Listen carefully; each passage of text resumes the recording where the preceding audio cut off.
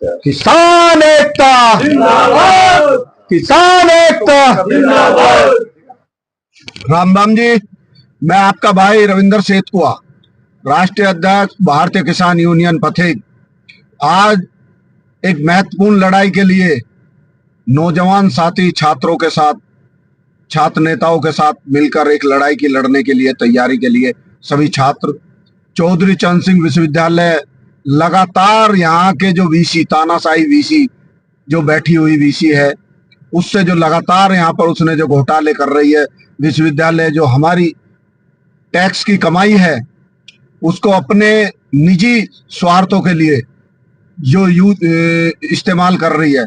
और मैं कहना चाहता हूं दोस्तों, जिस पीढ़ी को शिक्षा और शिक्षा के संसाधन ही नहीं मिल पाएंगे, वो ना तो राष्ट्र तरक्की कर पाएगा, ना वो लोग तरक्की कर पाएंगे। इसी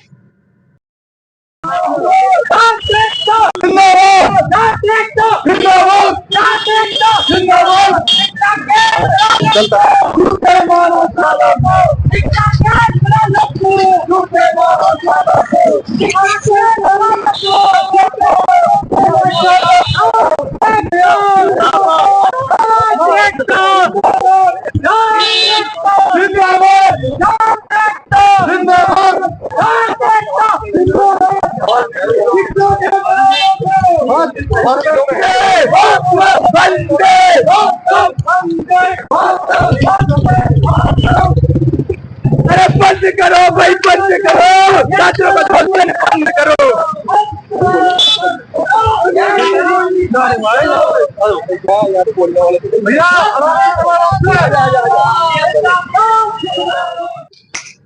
लगता है कि अब हम हिंदुस्तान में नहीं हैं, हम आजाद हिंदुस्तान में नहीं हैं। लगता है कि गोरों का राज चला गया है, कालों का बरकरार है। आज हम चौधरी चरण सिंह विश्वविद्यालय में लोकतंत्र में जो सबसे महत्वपूर्ण लोगों का अधिकार है कि अपने संस्थानों के लिए, अपनी संविधान में जो हमें अधिकार दिया गया है, अपने अधिकारों को बचाने के लिए, लोकतंत्र में अपनी बात रखने के लिए संबंधित जो उच्च अधिकारी हैं उनसे जाकर मिलकर उनको बात बताना और रखना। लेकिन आज ये बिल्कुल स्पष्ट विश्वविद्यालय तानाशाह और उत्तर प्रदेश प्रशासन ने जो लगातार छात्रों के साथ वहां पर गेट से बाहर रोककर तानाशाही जो वीसी लगातार घोटाले कर रही है, उसके खिलाफ एक मुश्त सारे छात्र संगठन, छात्र लोग इकट्ठे हुए और उन्हीं की आवाज में आवाज मिलाकर भारतीय किसान यूनियन पथिक के पदाधिकारी विश्वविद्यालय पहुंचे। लेकिन वहां जाने के बाद जो दृश्य था, जो तानाशाह वीसी मेरठ प्रशासन को लेकर गेट पर और छात्रों की बात, जिनके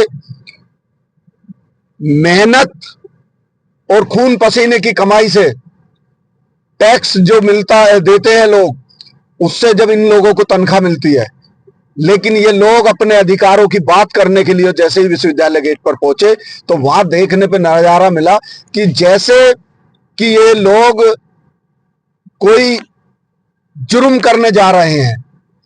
तो विश्वविद्यालय अधिकारी गेट पर पुलिस फोर्स ऐसे खड़ी कि ये छात्र नहीं, ये कोई लोग इतने गुंडे, मवाली या कुछ ऐसे शब्द, छात्र राजनीति के ही, हम छात्र राजनीति के निकले हुए लोग हैं, हमने छात्र राजनीति की है, देखी है। लेकिन पहली बार ये सबके साथ सबका विकास वाली सरकार का रवैया कहने को कुछ और कहती है, लेकिन करने को कुछ और होता है।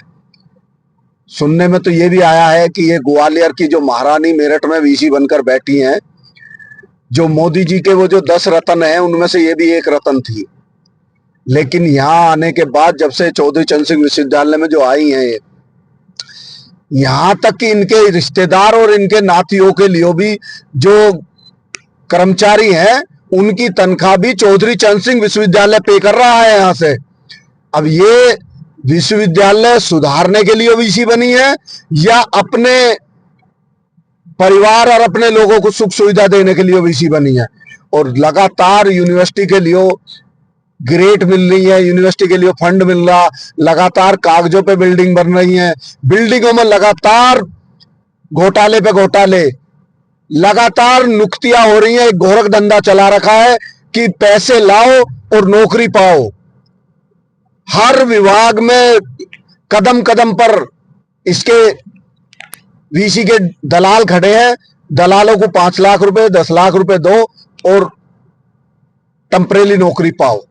ये चौधरी चरण सिंह विश्वविद्यालय में लगातार छात्रों ने इन सारे मुद्दों को लेकर अपनी मांग पत्र तैयार करा और उस मांग पत्र को लेकर लगातार पिछले 1-1.5 घंटे तक वहां पर छात्र और सभी लोग आग्रह करते रहे और संघर्ष करते रहे लगातार अधिकारियों से कम जो हमारी तनख्वाह से एसी के बंगलों में बैठी है वीसी, वो आए और हमारी बातें सुने। लेकिन ये तो गूंगे बहरी सरकार है और गूंगे बहरे इसके नुमाइंदे बैठे हैं यहाँ। इन्हें जिन लोगों के टैक्स से तनख्वाह मिल रही है सब कुछ मिल रहा, लेकिन ये लोग उस बात को मानने को तैयार नहीं है। दोस्तों, आज चौधरी चरण सिंह विश्वविद्यालय के अधिकारियों को ज्ञापन देके भारतीय किसान यूनियन प्रतीक और समस्त पदाधिकारियों ने 1 हफ्ता की चेतावनी दी है। और हम चेतावनी दे रहे हैं चौधरी चरण सिंह विश्वविद्यालय में बैठी हुई इस तानाशाही वीसी को, जितनी ताकत है लगा देना। 1 हफ्ते में निस्तारण नहीं हुआ, हम आ रहे हैं, तुम अपनी ताकत का नुमाइश कर लेना। ये विश्वविद्यालय हमारा है, किसी के बाप का नहीं है। कोई एक भी जो कुर्सी पे बैठा हुआ गलतफहमी का शिकार बैठा हो, उसके लिए